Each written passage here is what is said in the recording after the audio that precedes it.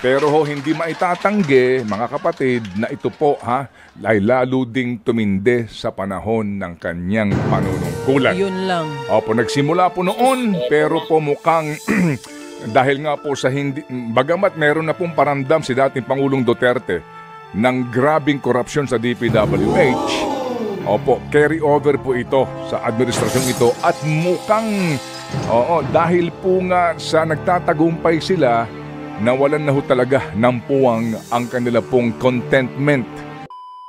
Bagamat hindi rin po maitatanggi na ito mga balitang ito ay isa pong spoiler ho talaga. Pero dapat din po natin malaman kasi nga kung ito po itinago at nabulgar mga kapatid, sa pamagitan po ng ilang mga pamamaraan, baka po lalong nagkagulo-gulo. Sabi nga, ito ho ay ibinulgar ng presidente. Maaari po natin sabihin na matagal niya ho itong alam na.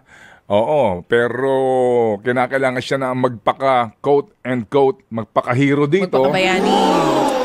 Pero hindi maitatanggi, mga kapatid, na ito po ay lalo ding tumindi sa panahon ng kanyang panunungkulan. Yun lang. Opo, nagsimula po noon, pero po mukhang dahil nga po sa hindi, bagamat meron na pong paramdam si dating Pangulong Duterte ng grabing korupsyon sa DPWH, opo, carry over po ito sa administrasyon ito at mukhang, dahil po nga sa nagtatagumpay sila, nawalan na ho talaga ng puwang ang kanila pong contentment. Ibig sabihin, sadya po talagang sila po ay naging masyado ng ganid sa pera, kaya po ito na po ang nangyayari ngayon sa ating bayan. Ngayon, baby girl. Yes, boy.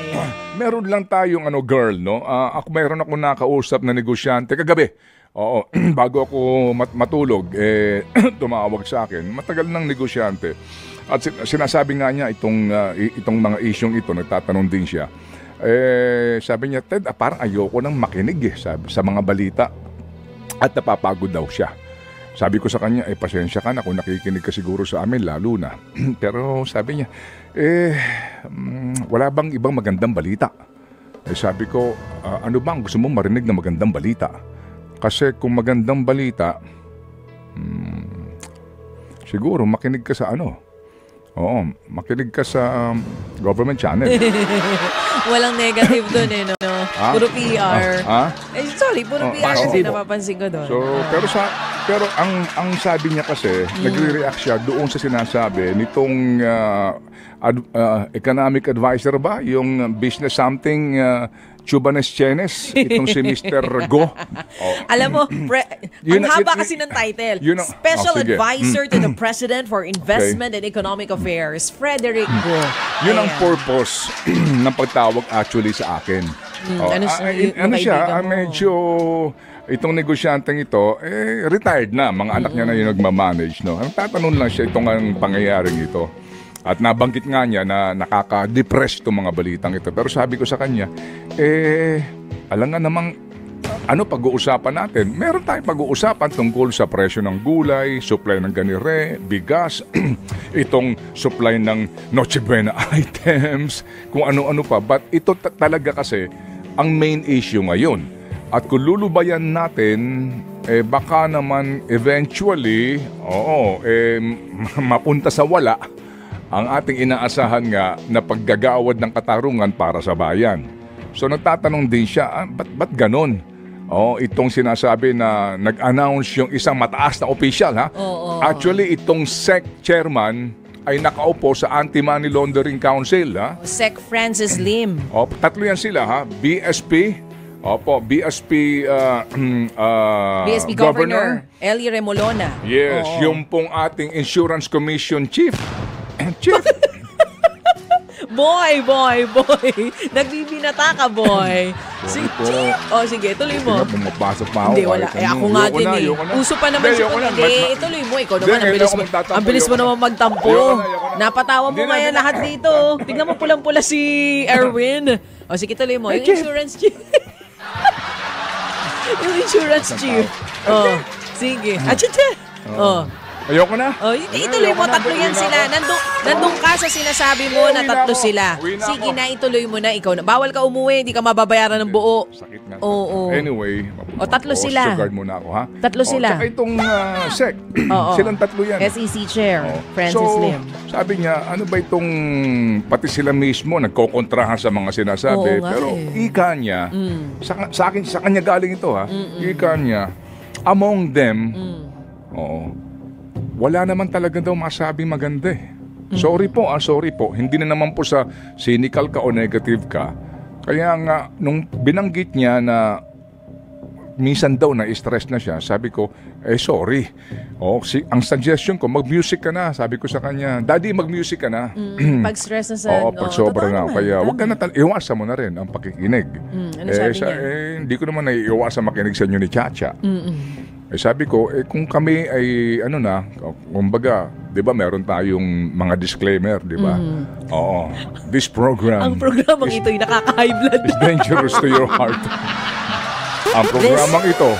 This program is dangerous to your health. Mangyari lamang. If symptoms persist, consult your doctor. Dapat pala nga may disclaimer tayo. Pero diba? naiintindihan po namin kayo. Oo.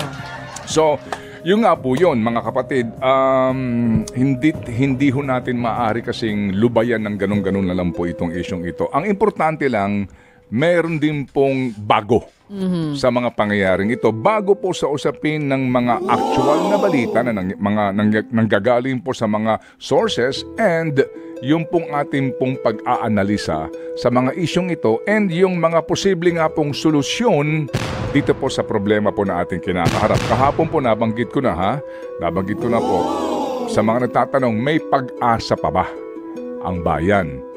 Pag sinabi mong wala na, resign na po tayo, di ba? Bilang mga Pilipino, may pag-asa pa po. Kung ngayon, hindi na ho natin palalampasin ito. Kasi nga po, tama na po. Sobra na, di ba? Yes. Okay, sige. So, ako naman, baby, ang masasabi ko lang dyan, yung sinasabi ni Sir Go, with all due respect, na fake news daw, si SEC Chair Lim. Nagkamali siguro sa figure, sabihin na natin, kasi sinasabi nila, hindi naman daw 1.7 trillion pesos ang nawala sa stock, no? Parang sinasabi, billion lang naman daw. Something like 185 billion pesos. Pero ito ang punto dito, mga kapatid. Nagkamali sa figures, pero hindi mali yung punto ni SEC Chair Lim.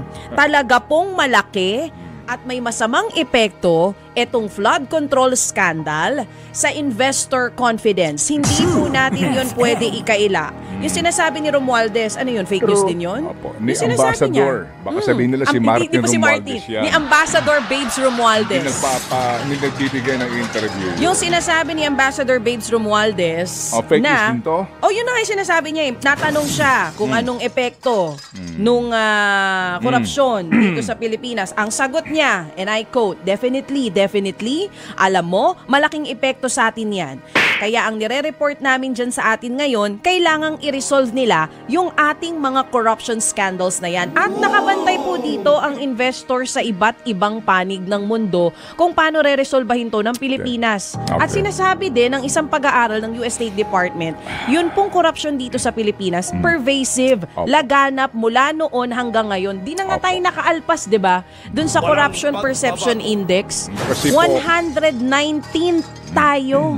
Out of 180 countries. Kasi po, bilang isang bansa, for us to be able to solve the problem, we have first to accept the fact that we have a problem.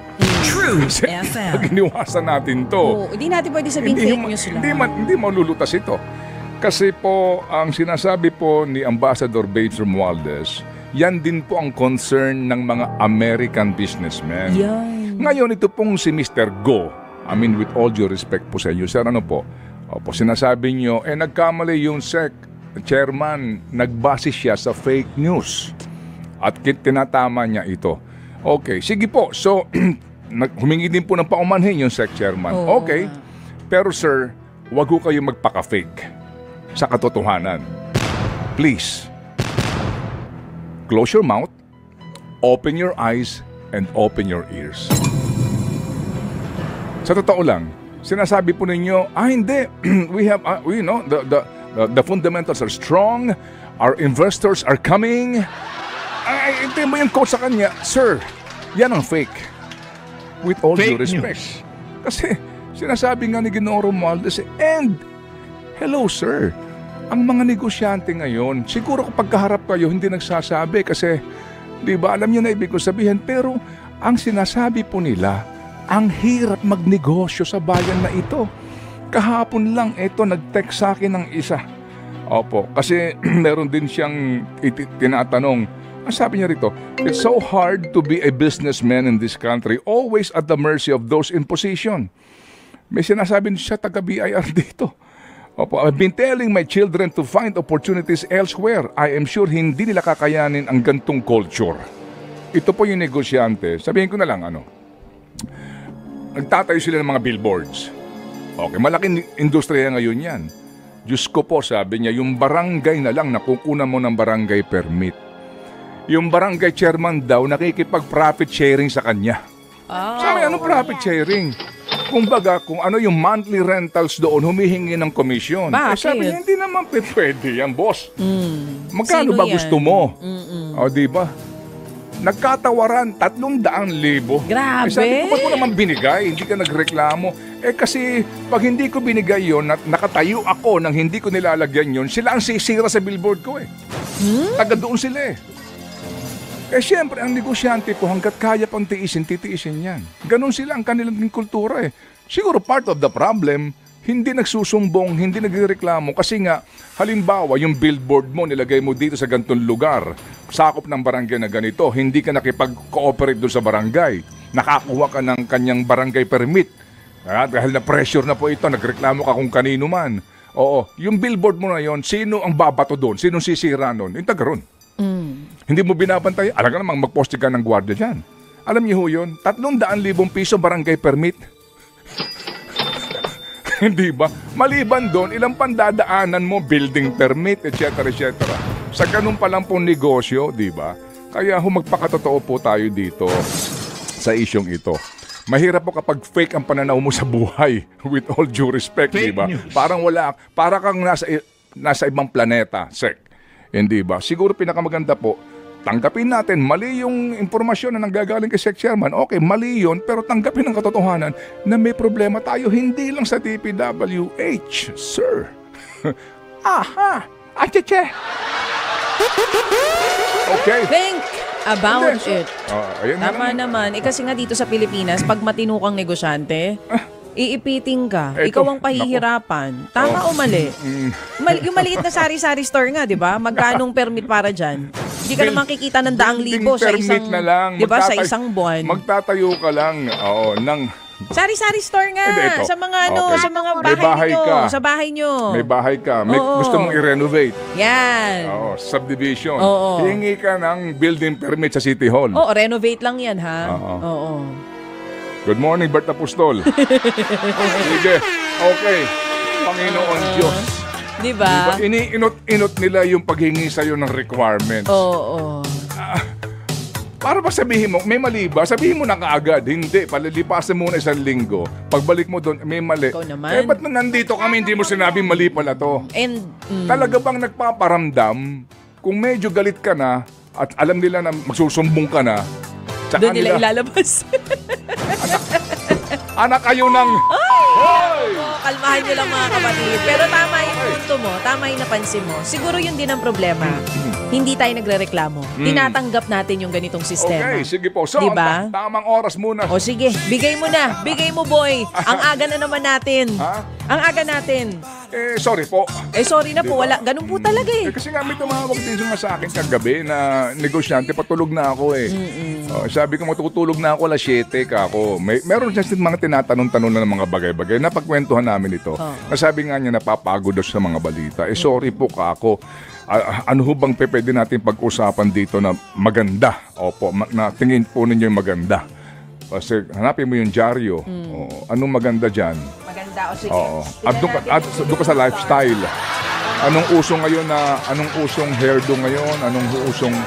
Anyway, sige po. Baka ito. Magandang balita ba ito? Ano? Remulia, bubuhayin, family scandal. Hindi, at na-file na ang family sa Sandigan Bayan. Hindi Wala ko alam masyado kung- maganda. Castro, Magalong, Sumiklab, word war. Okay.